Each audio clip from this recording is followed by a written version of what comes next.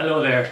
I'm really looking forward to being back in the Netherlands at the Schaapshoeve on Saturday the 14th of September, where I'll be giving a one-day Labyrinth workshop. In anticipation of that event, I'm going to pick a card from my Labyrinth card deck, the Labyrinth Wisdom cards. And again, these cards, each one of these cards is some aspect of your journey in life, and if you choose consciously, it always has a message for you. So let's see what message the card has for us today.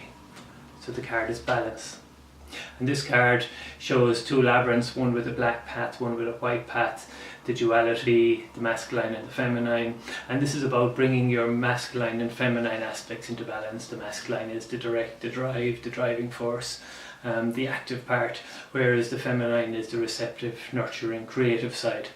And the card message says, nurture your masculine and feminine sides and bring them into balance. And this is about being in balance in all parts of your life. You know, if you're too much in the feminine, you may be too emotional. If you're too much in the masculine, you're too much in your head.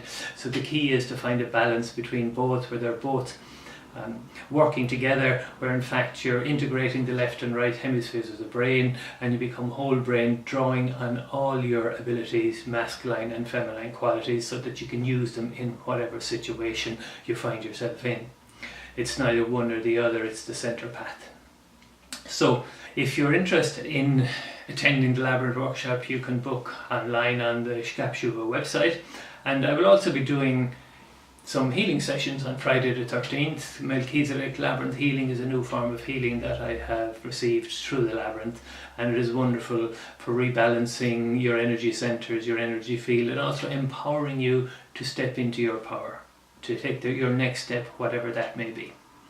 So if you're interested in finding out more about the Labyrinth, do come along to the workshop, and I look forward to seeing you on the 14th of September. Until then, take care. Bye bye.